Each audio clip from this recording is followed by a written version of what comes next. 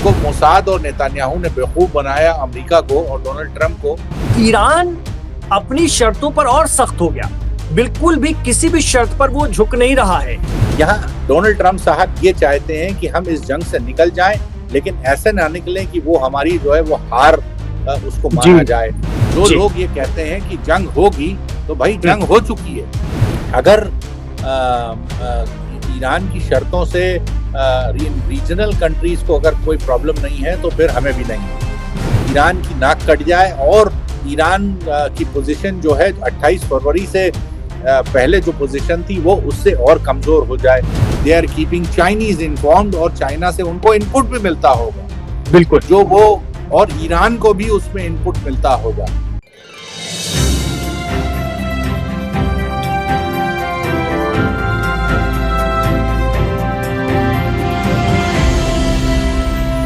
नमस्कार, अस्सलामुअलैकुम। लाइव हिंदुस्तान पर आप देख रहे हैं दीन दुनिया। मैं हूं इमरान खान और आज फिर हमारे साथ वो शख्सियत हैं जिनका आपको इंतजार रहता है। आपने पिछला उनका जो इंटरव्यू था, जो बातचीत थी, खास तौर से मिडिल ईस्ट के हवाले से उसे बहुत पसंद किया था और उसकी वजह भी है क्योंकि हमारे साथ जो बॉबी नकवी साहब जुड़े हैं, वो गल्फ न्यूज के पूर्व एडिटर रहे हैं और लगातार मिडिल ईस्ट पर नजर रखते हैं।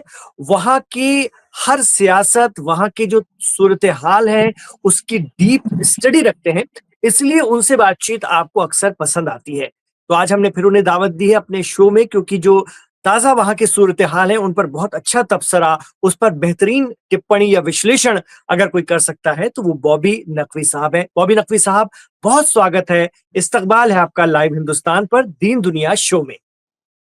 जी, बहुत शुक्रिया मुझे बुलाने के लिए और आपके दर्शकों को भी सलाम और नमस्कार। जी, बॉबी नकवी साहब, अभी जो स्थिति है, हम कल ही ट्रंप का बयान सुन रहे थे। प्रेसिडेंट ट्रंप कह रहे थे कि वो तो सऊदी ने, कतर ने और दूसरे अरब मुल्कों ने हमें रोक रखा है, वरना तो हम ईरान को समझा देते और बता देते कि क्या होता है। और इस तरह की धमकी उनकी तरफ से फिर आई है। तो प्रेसिडेंट ट्रंप हालांकि बार बार बयान बदलते हैं, कई बार ऐसी धमकी दे चुके हैं। आपको क्या लगता है, चीन से लौटने के बाद क्या कोई बड़ी कार्रवाई अमेरिका के जरिए खित्ते में अंजाम दी जा सकती है ईरान के खिलाफ? देखिए सूफी साहब, मैंने अमूमन ये नोट किया है कि ट्रंप साहब जो हैं करीब करीब आधा झूठ बोलते हैं। जी। तो उनकी हर बात जो होती है वो उसको 50% जो है डिस्काउंट कर देना चाहिए, उसको इग्नोर कर देना चाहिए। जी। इनकी जो कल का जो स्टेटमेंट था, जिसके चलते उन्होंने ये कन्वे किया कि साहब जो ईरान के ऊपर हम अमेरिका अटैक करने वाला था उसको रोक दिया गया है, क्योंकि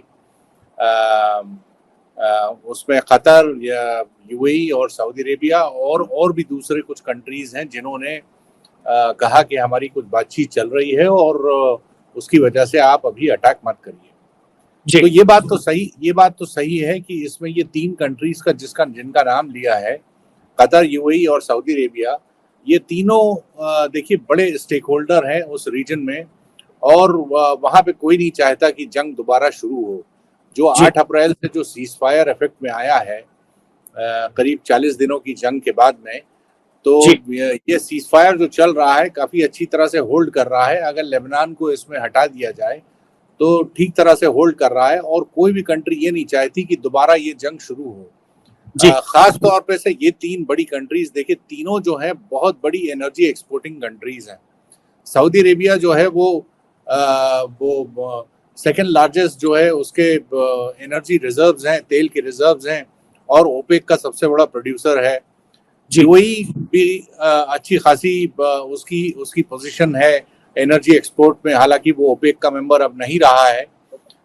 वहीं कतर को देखा जाए तो उनके पास एलएनजी का दुनिया के सबसे ज्यादा जो है गैस के रिजर्व्स हैं और सबसे बड़े एलएनजी के एक्सपोर्टर हैं। तो ये तीनों जो हैं ये कंट्रीज हैं जो हैं, इनके बड़े क्रिटिकल इंफ्रास्ट्रक्चर हैं वहाँ पे पर्शियन गल्फ में, और वो ये नहीं चाहते कि ये जंग शुरू हो। तो ये बात तो ट्रंप साहब की सही है, लेकिन उसके साथ साथ जो वो धमकी देते हैं अपने हर पोस्ट पे, वो धमकी देखिए उसका कोई मतलब नहीं है। वो सिर्फ अपनी जी। कॉन्स्टिट्यूएंसी को दिखाने के लिए बोलते हैं। कुल हम्म, मिला के ये है कि डोनाल्ड ट्रंप साहब का कोई लेवरेज नहीं है ईरान के ऊपर, वो उसके ऊपर कोई जोर जबरदस्ती नहीं कर सकते। जी। हम्म। बिल्कुल लेकिन देखिए बहुत सारी रिपोर्ट्स यही कहती हैं कि भाई अमेरिका किसी भी तरह से अब पीछे छुड़ाकर निकलना चाहता है, वो जंग नहीं चाहता है, लेकिन इजराइल उस पर जो है प्रेशर बनाए हुए है। मेरी बहुत सारे एक्सपर्ट से बात होती है मिडिल ईस्ट के, और उसमें से ज्यादातर यही कह रहे हैं, जो ईरान में भी मौजूद है वो भी यही कह रहे हैं कि भाई जंग तो होगी, और वहां भी उसी तरह की तैयारियां चल रही हैं, उसी तरह की मानसिकता बनी हुई है लोगों की, जंग तो होगी। तो ज्यादा लोगों का ये कहना, इस पर जोर देकर कहना कि जंग तो होगी। आप चूंकि खुद यूएई में भी रहते हैं, हिंदुस्तान में भी रहते हैं, वहां पर खित्ते में घूमते भी रहते हैं मिडिल ईस्ट में, आप बताइए अपना एक्सपर्ट कमेंट कि आपको क्या लगता है, जंग होगी अब?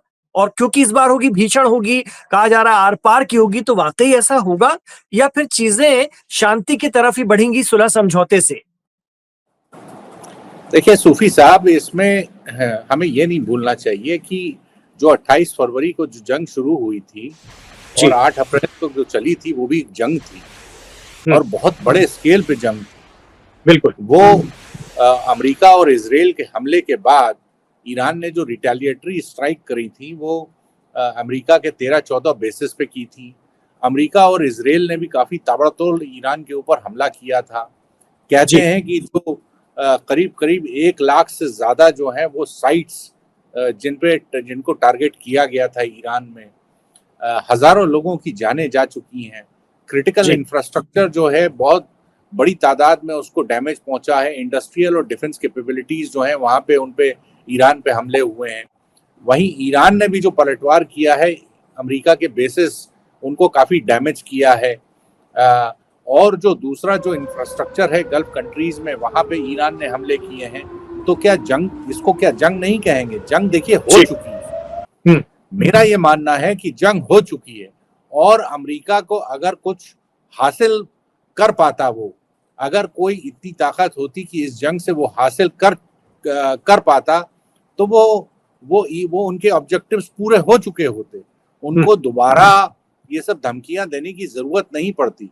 देखिए, ये समझने वाली बात है कि जो मिलिट्री, जो भी अमेरिका के ऑब्जेक्टिव्स हैं, पहले बात तो उनके ऑब्जेक्टिव्स क्लियर नहीं है, वो चाहते क्या हैं। जी। जब जंग की शुरुआत हुई थी एकदम से, उस वक्त भी उनकी जो ऑब्जेक्टिव्स थे वो क्लियर नहीं थे।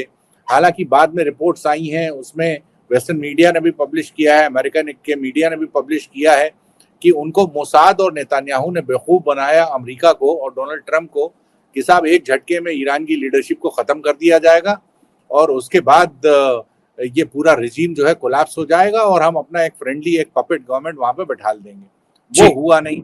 उल्टा, उसके उलट क्या हुआ कि ईरान ने स्ट्रेट ऑफ हॉर्मुज के ऊपर कब्जा कर लिया, और अब वो ये कह रहे हैं कि ये हमारा ईरान स्ट्रेट ऑफ हॉर्मुज जो है, जहां से दुनिया की 20% तेल की सप्लाई, एनर्जी की सप्लाई और भी दूसरी चीजों की सप्लाई, जो क्रिटिकल मिनरल्स है, रॉ मटेरियल है, जी। उनका जो क्रिटिकल सप्लाई है, वो ये कहते हैं कि स्ट्रेट ऑफ हॉर्मुज अब हमारा परमानेंट एसेट है।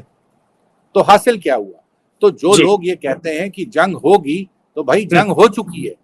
हम्म। अब इस जंग की बिल्कुल। किसी को एपेटाइट नहीं है।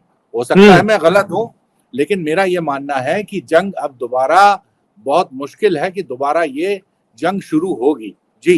जी। लेकिन आपने स्ट्रेट ऑफ हॉर्मुज की बात की, और हम देख रहे हैं कि अब तो जंग का नया मोर्चा या नया महाज स्ट्रेट ऑफ हॉर्मुज ही बन गया है। मैं आपसे भी समझना चाहूंगा कि 40 दिनों की जंग के बाद हम देख रहे हैं जो सीज फायर हुआ, और उसके बाद भी कि ईरान अपनी शर्तों पर और सख्त हो गया। बिल्कुल भी किसी भी शर्त पर वो झुक नहीं रहा है, बल्कि अपनी शर्तें मनवाने की लिए पूरी ताकत लगा रहा है, और स्ट्रेट ऑफ हॉर्मुज को लेकर भी उसका एक्शन हम देख रहे हैं। तो जो अमेरिका कहता है, इजराइल भी कहता है कि अब उसको खुलवाने के लिए जंग होगी। तो एक जो सूरत-ए-हाल या एक जो जंग की सिचुएशन है वो तो यही बन रही है। मैं आपसे भी समझ चाहूंगा, अगर मान लीजिए कोई बातचीत अगर सकारात्मक स्तर तक पहुंचती है, तो ईरान वो कौन-कौन सी शर्तें होंगी जिन पर झुक सकता है? क्योंकि देखिए दोनों पक्षों को तो थोड़ा-थोड़ा कहीं न कहीं कॉम्प्रोमाइज तो करना पड़ेगा। ईरान किस शर्त पर ज्यादा बेहतर तरीके से कॉम्प्रोमाइज कर पाएगा, या अगर बिल्कुल नहीं करेगा, अड़ा रहेगा, तो फिर इसी मोर्चे पर जंग हो सकती है, ऐसा लग रहा देखिए, जहां तक स्ट्रेट ऑफ हॉर्मुज का सवाल है, उसको ईरान है। और ईरान की सरकार है, और ईरान की सरकार ने नहीं कहा, लेकिन ईरान के जो पार्लियामेंट के मेंबर हैं या दूसरे लोग जो हैं, उन्होंने ये जरूर कहा है कि ये हमारा एक परमानेंट एसेट है, जी इसको हम इस पे कब्जा जो है अपना छोड़ेंगे नहीं। जी उसके अलावा इसी हफ्ते ईरान और ओमान की जो टेक्निकल एक मीटिंग हुई है टेक्निकल एक्सपर्ट्स के माफ कीजिएगा, वो वो जो मीटिंग का जो मकसद था वो ये था कि कैसे उसमें स्ट्रेट ऑफ हॉर्मुज को जब खोला जाएगा तो उसमें कैसे ट्रैफिक आवाजाही जो होगी कमर्शियल वेसल्स की और ऑयल टैंकर्स की, वो कैसे रेगुलेट होगी, ये सब डिस्कस करने के लिए ओमान और ईरान के बीच में मीटिंग हुई है। हम्म, दूसरा जो बड़ा एक डेवलपमेंट हुआ है कि कल ईरान ने एक बाकायदा एक स्ट्रेट ऑफ हॉर्मुज का एक ट्विटर हैंडल अपना लॉन्च किया है, जी जिसमें उनका कहना है कि उस पर हम स्ट्रेट ऑफ हॉर्मुज से रिलेटेड सारे अपडेट्स अपने प्रोवाइड करेंगे। वो ट्विटर हैंडल एक्टिव है और उसमें उसके ऑलरेडी 24 घंटे में कई हजार जो हैं फॉलोवर्स हो चुके हैं। तो जी ईरान का इस मामले में तो देखिए रुख बिल्कुल क्लियर है। हम्म, दूसरा जो बड़ा मामला है वो है न्यूक्लियर प्रोग्राम का, यानी हम्म, कि ईरान जो है वो न्यूक्लियर एनरिचमेंट जो इंटरनेशनल कम्युनिटी या अमेरिका और इसराइल खास तौर पे से कहते हैं कि साहब उनको डोनाल्ड ट्रंप साहब के एक स्टेटमेंट बीच में आया था, शायद फ्राइडे को आया था, कि 20 साल के लिए वो चाहते हैं कि ईरान अपना न्यूक्लियर एनरिचमेंट बंद कर दे। जी अब इस पे देखिए ईरान का रुख भी बिल्कुल अभी तक जो है जो स्टैंस है वो ये कहते हैं कि भाई ईरान हम एक एनपीटी के मेंबर हैं, तो हम्म, एनपीटी के जो भी लॉज होते हैं, जो भी रेगुलेशंस होती हैं, वो हम फॉलो करते हैं। तो हम्म, उस एनपीटी के तहत हमें हमारा सोवरेन राइट है कि हम न्यूक्लियर एनरिचमेंट को जारी रखें। तीसरा जो बड़ा इशू है वो 441 जो 60% एनरिच यूरेनियम है, जिसकी डोनाल्ड ट्रंप साहब कई बार डिमांड कर चुके जी हैं कि इसको आप हमें हैंड ओवर कर दीजिए। उस हम्म, पर भी ईरान का रुख जो है वो क्लियर है कि ये हम किसी अब ईरान की टेरिटरी से इसको बाहर नहीं जाने देंगे। हम्म, अब वो जो ये जो 441 किलोग्राम यूरेनियम है, वो हम्म, कई सौ मीटर जो है वो दबा हुआ है जमीन के अंदर। जी अब ये क्लियर नहीं है कि वो साइट जो है वो डैमेज्ड है। हम्म, जो अमेरिका के जो जून में जो स्ट्राइक की थी पिछले साल जून 2025 में, उसमें हम्म, बंकर बस्टर्स बॉम्ब इस्तेमाल किए थे, उसी साइट पे वो दबा हुआ है, लेकिन ये अभी तक क्लियर नहीं है कि वो किस हालत में है। जी बहरहाल ईरान का ये कहना है कि इसको हम ले नहीं जाने देंगे। तो ये दो तीन बड़े जो मुद्दे हैं, इसके हम्म, अलावा ईरान की जो डिमांड है कि साहब हमारी हमारे जो एसेट्स जो फ्रीज किए गए हैं हम्म, उनको आप रिलीज करिए, हम्म, उस पर भी उनका स्टैंड क्लियर है। देखिए ये जो बड़े बड़े मुद्दे हैं, दोनों साइड्स की जो पोजीशन है वो काफी मतलब दोनों अड़े हुए हैं अपनी अपनी जगह बिल्कुल पे। देखिए सर, आपने आपने जो दो बातें बताई, एक तो न्यूक्लियर वाली और एक होर्मुज वाली, दो और मैं जोड़ देता हूं। वो कहते हैं कि आप अपना जो मिसाइल प्रोग्राम है उसको कम कीजिए, इसराइल तक नहीं पहुंचनी चाहिए लंबी दूरी तक, उस पर भी ईरान नहीं मान रहा है। वो कहते हैं कि आप जो है अपने प्रॉक्सीज को समर्थन बंद कर दीजिए, उस पर भी ईरान नहीं मानेगा साफ तौर पे। तो फिर मानेगा किस चीज पे? ये चार अहम मुद्दे हैं और ये चारों पे ईरान, आप भी दो पे बता रहे हैं कि रिजिट है और दो पे मैंने बताया कि वो नहीं मानेगा, तो फिर मानेगा किस पे?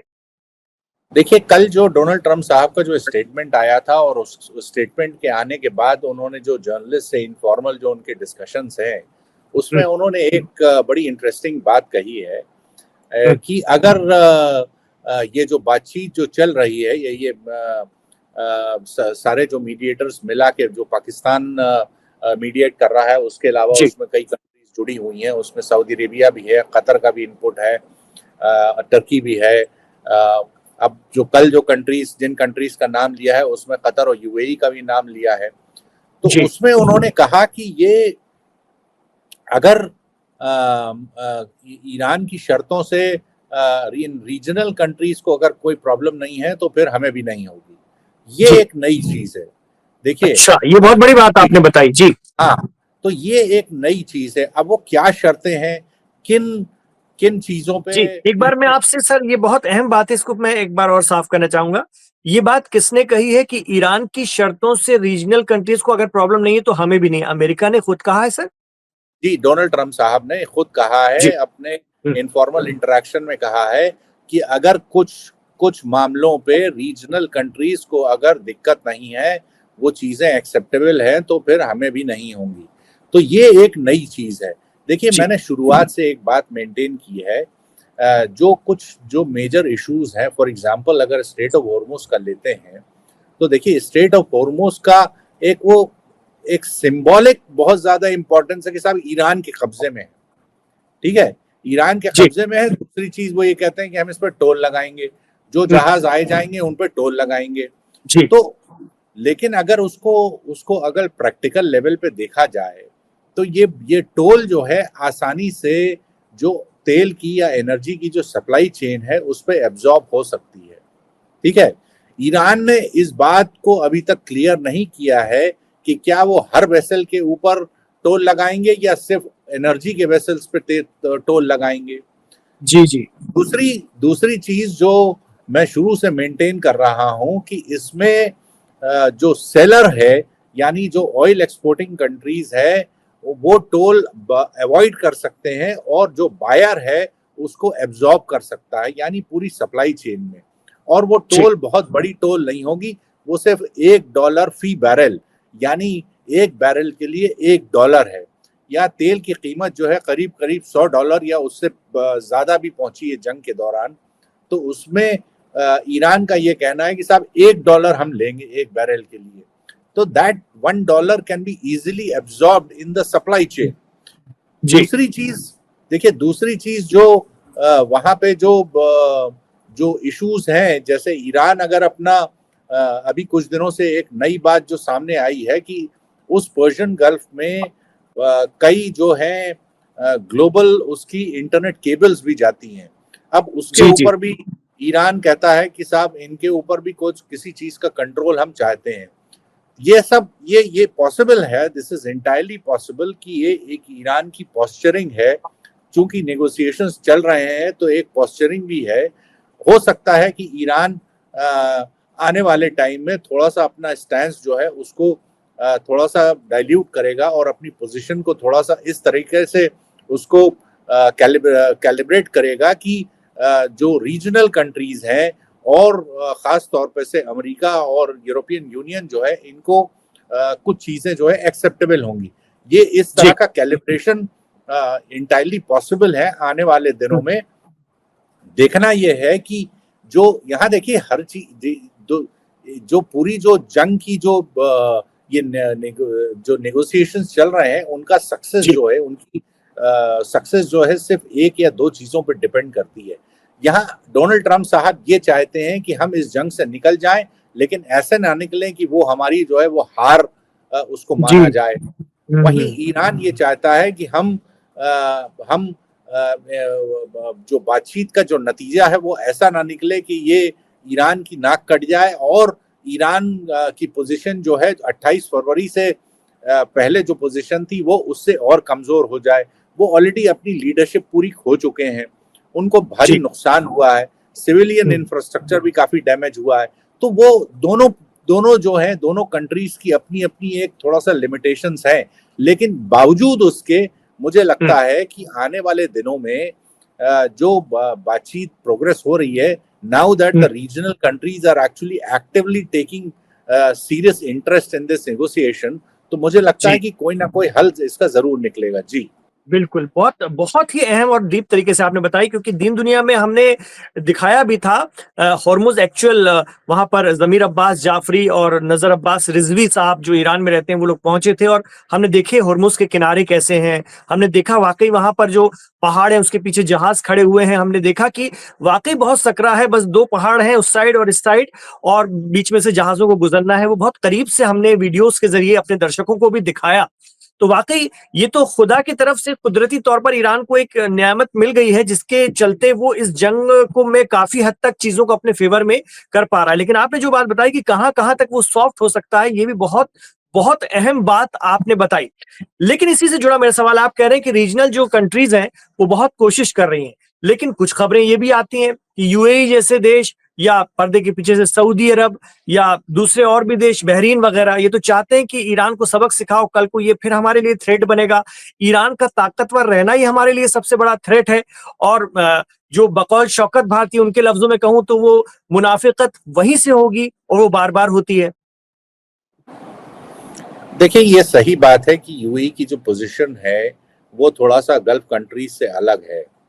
जो बाकी गल्फ कंट्रीज हैं उनसे पोजीशन, जो नॉन पोजीशन है उससे थोड़ा सा अलग है। यूएई का ये मानना है कि जो जीसीसी, जो गल्फ कोऑर्डिनेशन जो काउंसिल, जो जीसीसी प्लेटफॉर्म है, उसका जब ईरान का हमला हुआ था तो ईरान, जो जीसीसी ने उसको बहुत मजबूती से ईरान के खिलाफ प्रोटेस्ट नहीं किया और अपनी आवाज नहीं उठाई। उसकी वजह से ईरान जो है काफी ताबड़तोड़ जो है जो हमले किए हैं उससे काफी नुकसान हुआ है। और इन कंट्रीज की जो रेपुटेशन है, कि एक सेफ हेवन है इन्वेस्टमेंट के लिए, टूरिज्म के लिए, ग्लोबल टैलेंट के लिए वगैरह वगैरह, उससे इस इमेज को बहुत बड़ा धक्का पहुंचा है। तो यूएई का ये मानना है कि इस जीसीसी थोड़ा सा जो है वो कमजोर पड़ा है और एक तरह से वो सऊदी अरेबिया को इसके लिए जिम्मेदार मानता है। चूंकि सऊदी अरेबिया जो है वो लार्जेस्ट जीसीसी कंट्री है, जो ओपेक का सेकंड लार्जेस्ट एक्सपोर्टर है, और बहुत सबसे बड़ी इकोनॉमी भी है, रीजनल इकोनॉमी है। तो वो पोजीशन उनकी अपनी जगह ठीक है। और एक लॉन्ग टर्म वो अप्रोच, जो उनके जो लॉन्ग टर्म व्यू है वो दूसरी कंट्रीज से अभी थोड़ा अलग नजर आते हैं। लेकिन देखिए, एक तो लॉन्ग टर्म व्यू की बात होती है, लॉन्ग टर्म पोजीशन की बात होती है कि साहब वो अमेरिका और इजराइल से जो उनकी जो रिलेशनशिप है उससे यूएई मेरे ख्याल से एक ऐसी वाहिद कंट्री है जिसने पब्लिकली कहा है कि हमारे रिश्ते जो है वो कायम रहेंगे। अब इसमें लेकिन शॉर्ट टर्म देखिए जो पोजीशंस होती, जो शॉर्ट टर्म जो इश्यूज है, चैलेंजेस हैं, वो अपनी जगह है। यूएई को भी ये मालूम है कि जो इस जो रीजन में अगर पीस वापस लानी है और इस मसले को सेटल करना है तो उसके लिए डिप्लोमेसी ही एक रास्ता है। और उसमें यूएई एक अलग पोजीशन नहीं ले सकता। उनकी जो बिलीफ है, उनका जो ये मानना है कि भाई ईरान की जो मिसाइल कैपेबिलिटीज हैं या न्यूक्लियर कैपेबिलिटीज हैं, वो उनके ऊपर कटेलमेंट होना चाहिए, उनके ऊपर कोई कंट्रोल होना चाहिए। ये देखिए एक लॉन्ग टर्म पोजीशन है। ये फौरी तौर पे नहीं कह रहे कि आप उस पे ईरान के ऊपर बिल्कुल हमला करके नेस्तनाबूद कर दीजिए उनका जो है पूरा, वो पॉसिबल नहीं है। देखिए, यूएई को भी ये मालूम है कि ये पॉसिबल नहीं है। उनकी जो मिसाइल कैपेबिलिटी है ईरान की, उसको पूरी तरह खत्म करना अभी पॉसिबल नहीं है। न्यूक्लियर जो कैपेबिलिटीज है उनको पूरी तरह खत्म करना अभी पॉसिबल नहीं है। अगर ऐसा पॉसिबल होता तो वो 40 दिनों में ये टारगेट्स जो है अचीव हो गए होते।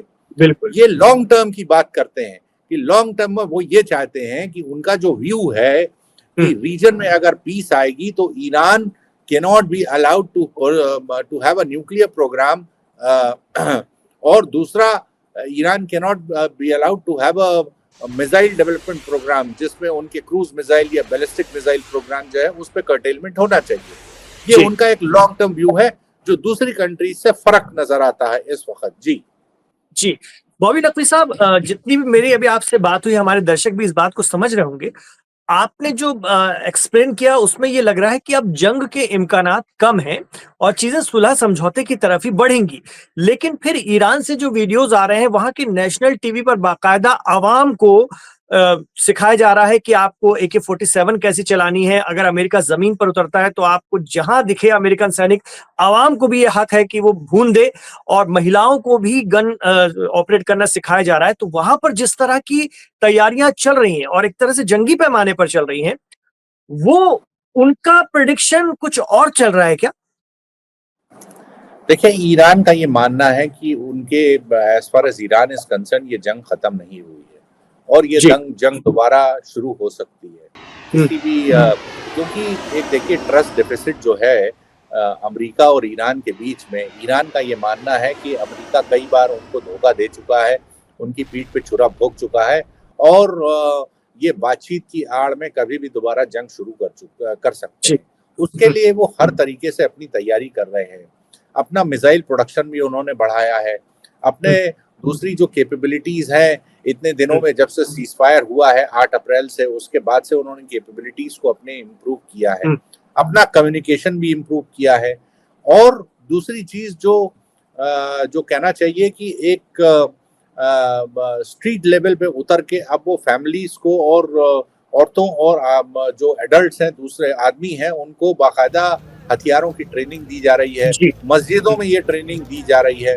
उनका ये मानना है कि अगर ये ग्राउंड कॉम्बैट होता है, अगर जमीन की लड़ाई होती है, तो हमारी आवाम को तैयार होना चाहिए, और इसी के लिए वो ट्रेन कर रहे हैं। देखिए, वो ईरान जो है, ईरान का जो माइंडसेट है, वो अभी उसी कि उनका भी मानना है कि ये जंग अभी खत्म नहीं हुई है, जंग दोबारा शुरू हो सकती है, और इसके लिए हमें हर तरीके से तैयार रहना है। बिल्कुल, क्योंकि बहुत से एक्सपर्ट सर जी, क्योंकि बहुत से एक्सपर्ट और खुद नजर अब्बास रिजवी जो वहां पर मौजूद थे, ईरान में रहते हैं, हिंदुस्तानी है, भारतीय हैं, उन्होंने दिखाया कि केशम जो आइलैंड है वहां पर अमेरिका फिर इस फिराक में है कि, और इसराइल और उनके दोस्त, कि किसी भी तरह केशम पर काबू करो, जहां जहां से सामान जमा करके हुर्मुज को कंट्रोल किया जाए। ये उनके लिए बहुत बड़ी बेइज्जती है कि एक मुल्क ने समंदर का पूरा रास्ता ले लिया है। ये अमेरिका के उस खित्ते में रहते कैसे मुमकिन है? मतलब ये पहले कभी नहीं हुआ और अब कैसे हो गया? तो वो बता रहे थे कि ये केशम पे फिर अटैक कर सकते हैं और वहां पर भी ईरान की तैयारियां चल रही हैं। देखिए, जो ईरान जो है अपने डिफेंसेस जो है वो हर तरीके से मजबूत करने की कोशिश कर रहा है। उनको जो पिछले साल जो जून 2025 में जो जंग हुई थी, जो 12 दिन की जो जंग हुई, उसके बाद जो उन्होंने बाकायदा उनके जो उस जंग के बाद जो उनके मिलिट्री के एक्सपर्ट्स हैं या जो उनके पॉलिटिशियंस हैं, मिनिस्टर्स हैं, उन्होंने बाकायदा ऑफिशियल्स ने अपने इंटरव्यूज में कहा कि जो गैप्स उनको दिखाई दिए थे उस वक्त, उन गैप्स को उन्होंने दूर करने की कोशिश की है। जो कमियां उनको दिखाई दी थी उनके डिफेंस आर्किटेक्चर में, उसको उन्होंने काफी हद तक दूर करने की कोशिश की है। और इसीलिए ईरान आज भी वो अपने आर्किटेक्चर में जहां भी उसको कमियां नजर आती हैं, वहां उसको दूर करने की कोशिश कर रहा है, क्योंकि उसको ये मालूम है कि अगर उनके जो दुश्मन हैं, जो अमेरिका और इजराइल, अगर वो उनकी पूरी लीडरशिप को, इंक्लूडिंग उनके सुप्रीम लीडर को अगर मार सकते हैं और इतनी बुरी तरह बमबारी कर सकते हैं, तो उनको लगता है कि ये ईरान के लिए एक एग्जिस्टेंशियल थ्रेट है। यानी ईरान को वो अमेरिका और इजराइल एक नेस्तनाबूद करना चाहते हैं, और एक सीरियस थ्रेट है कि ईरान जो है बिखर जाएगा या बिल्कुल 40-50-100 साल पीछे चला जाएगा ईरान। तो उनके लिए ये जो मौका है, ये बैठने का नहीं है। वो अपनी तैयारी हर तरीके से पूरी कर रहे हैं, और अपने जो उन्होंने जो देखिए जो उन्होंने जो उनके जो गेन्स हैं, उनकी जो उन्होंने जो हासिल किया है इस लड़ाई में, इस 40 दिन की लड़ाई में जो हासिल किया है, उसको वो किसी भी हालत में जाने नहीं देंगे। जो उनकी इसी बात को लेकर के तो प्रेसिडेंट ट्रम्प कह रहे हैं कि भाई घड़ी की टिक टिक शुरू हो गई है और ये ईरान मान नहीं रहा है, इसको सबक सिखाना बहुत जरूरी है। भाई, सवाल ये उठता है कि डोनाल्ड ट्रम्प साहब जो बार बार हर दूसरे तीसरे दिन एक ये धमकी जो देते हैं, उस धमकी को अगर कोई समझने की कोशिश करे तो भाई इसका मतलब क्या है? आप क्या हासिल, अगर आप दोबारा अटैक करेंगे तो तब क्या आपके ऑब्जेक्टिव होंगे? क्या ईरान स्ट्रेट ऑफ हॉर्मुज छोड़ देगा आपकी बमबारी से? अगर आप उनके सिविलियन इंफ्रास्ट्रक्चर पे हमला करते हैं तो ईरान साफ साफ ये कह चुका है कि हम जो पलटवार करेंगे उसमें गल्फ कंट्रीज का पूरा इंफ्रास्ट्रक्चर हम तबाह कर देंगे। जो एनर्जी सेक्टर है वो फिर 10-20 साल तक दोबारा वहां से एनर्जी प्रोडक्शन दोबारा नहीं हो पाएगा, वो ये साफ साफ कह चुके हैं।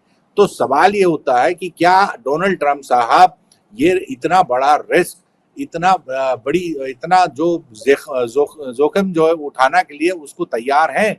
उसका इतना बड़ा रिस्क उठाने के लिए वो क्या तैयार हैं?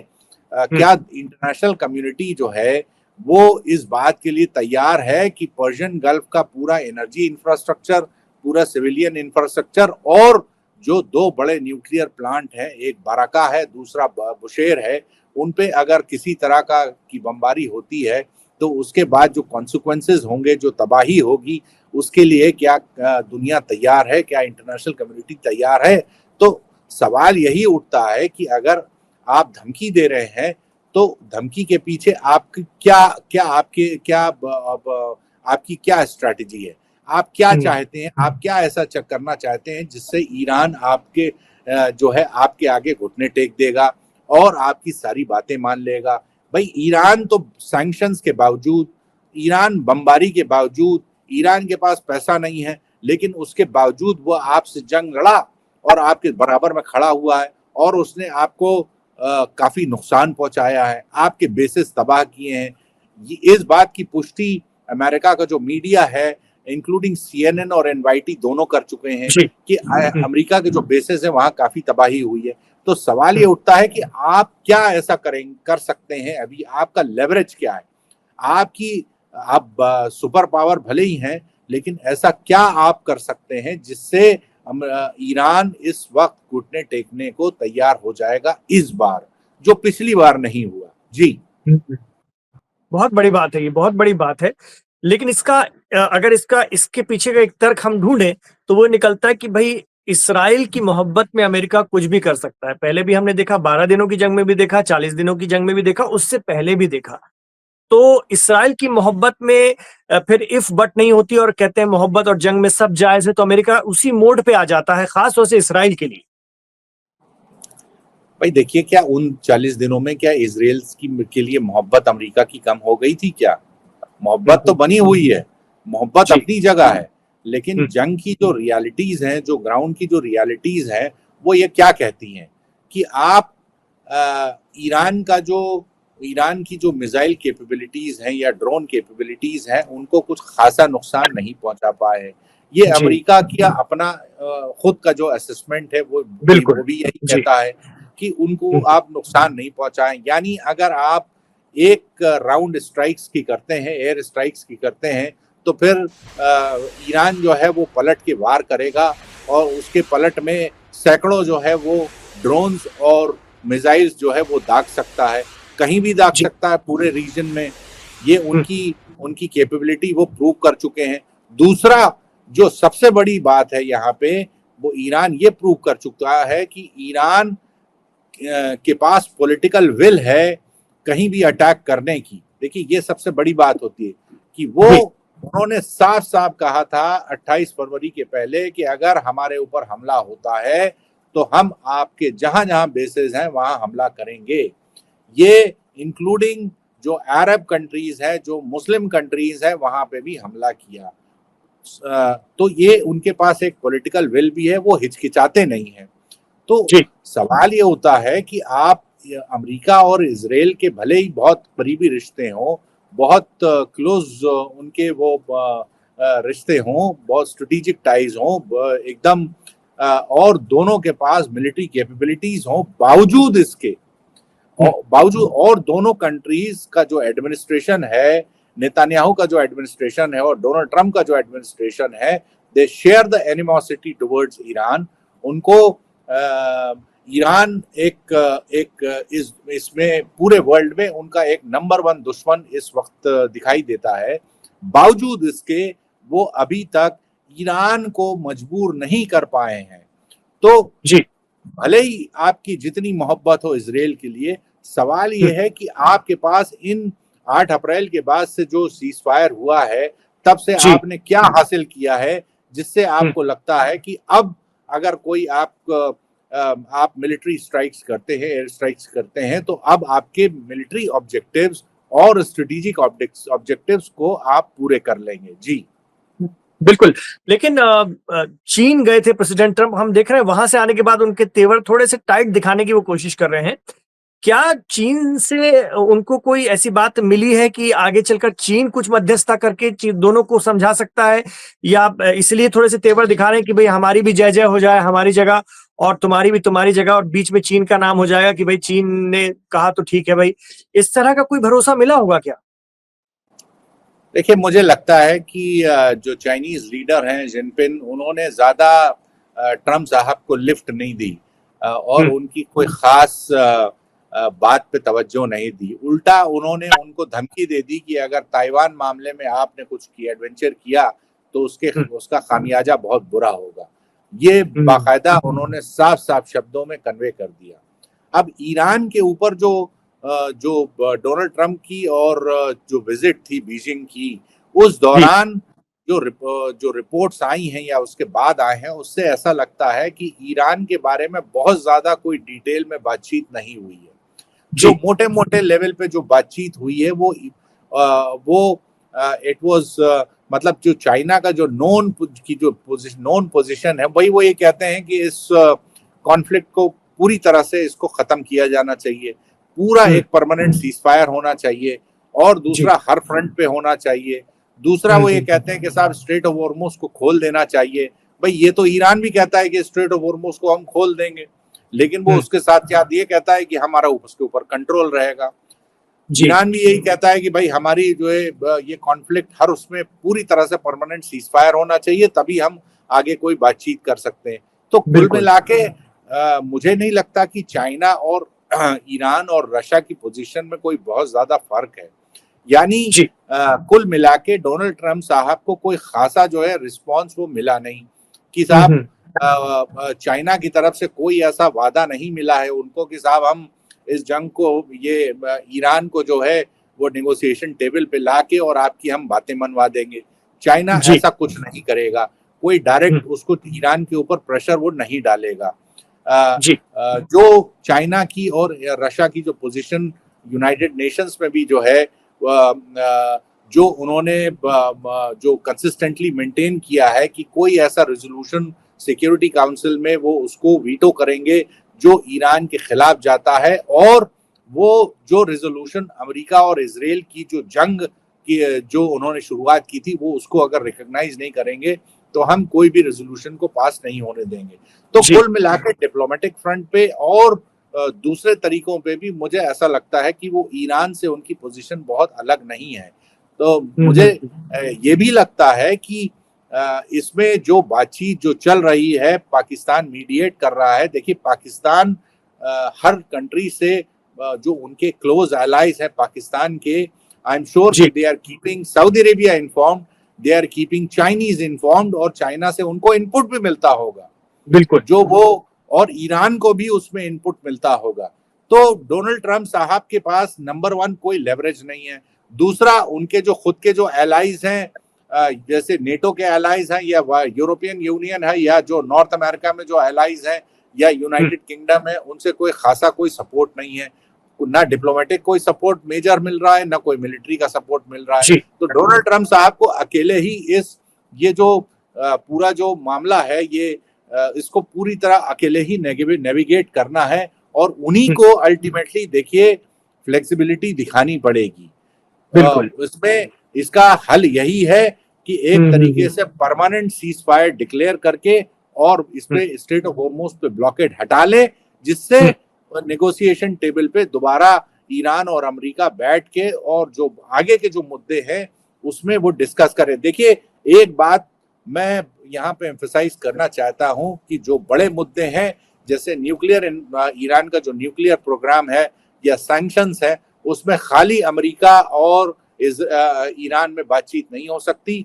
उसमें मल्टीलैटरल एजेंसीज है जैसे IAEA है और यूनाइटेड नेशंस है, उनको इन्वॉल्व होना पड़ेगा, यूरोपियन यूनियन को भी इन्वॉल्व होना पड़ेगा, तभी कोई इसमें कोई लास्टिंग सोल्यूशन निकल पाएगा, तभी कोई जो बड़े मुद्दे हैं उसमें कोई एक हल निकल पाएगा जब बातचीत शुरू होगी। फिलहाल के लिए 2 ही मुझे चीजें दिखाई देती हैं, वो है एक परमानेंट सीज फायर और दूसरा स्ट्रेट ऑफ हॉर्मुज का खोले जाना। जी, स्ट्रेट ऑफ हॉर्मुज का खोले जाना किसके तरफ से, ईरान की तरफ से या अमेरिका का ब्लॉकेट हट जाना?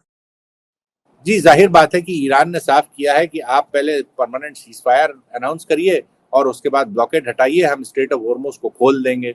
अब वो खोल देंगे, उनका मतलब यही है कि साहब ये हमारे कंट्रोल में रहेगा, हम इसमें टोल लगाएंगे और इसको ट्रैफिक को रेगुलेट करेंगे। इस बात से वो पीछे नहीं हटेंगे। अमेरिका के पास कोई ऐसी अभी ताकत नहीं है कि जिसको स्ट्रेट ऑफ हॉर्मुज को सेफली खोल दें और जो कमर्शियल जो शिपिंग इंडस्ट्री है उनसे कहें कि साहब अब आप अपने जहाज लेके आइए। देखिए कोई भी शिपिंग कंपनी जो है वो इतना बड़ा रिस्क मोल नहीं लेगी कि वहां पे एयर स्ट्राइक्स हो रही हैं, यहाँ वहां पे माइंस जी बिछी हुई हैं और ईरान हमले के लिए धमकी दे रहा है। उस माहौल में कोई ट्रैफिक वहां पे रिस्टोर नहीं किया जा सकता।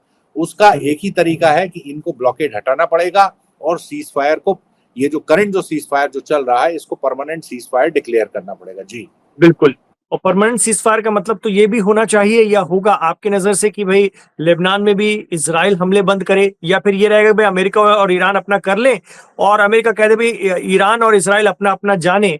जो ईरान भी चाहता है कि भई एक बार इज़राइल और हमें आपस में मुकाबला करने के लिए मिल जाए, अमेरिका थोड़ा-सा हट जाए, तो हम इज़राइल को सबक सिखा देंगे। ये भी वो चाहता है, तो इस तरह का कुछ हो जाएगा?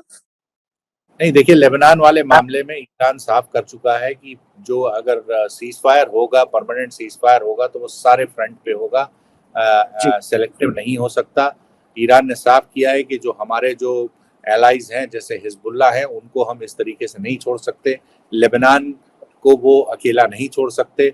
वो साफ कहते हैं कि सीज फायर जो है वो हर फ्रंट पे होगा, तभी ये लास्टिंग पीस रीजन में आ सकती है। जी बिल्कुल, तो ये पूरा सीज़फायर होना होगा और इज़राइल को भी कहीं न कहीं फिर थोड़ा-सा कंट्रोल करना पड़ेगा अपने आप को अमेरिका के कहने पर कि वो हिज़्बुल्लाह के साथ में अपना वापस से बंद करे और एक लंबा सीज़फायर उस पूरे खत्ते में हो। ये इज़राइल करने की स्थिति में रहेगा अगर अमेरिका कहता है तो? देखिए बिना अमेरिका के सपोर्ट के इजराइल कोई मेजर जो है वो मिलिट्री एडवेंचर नहीं करेगा।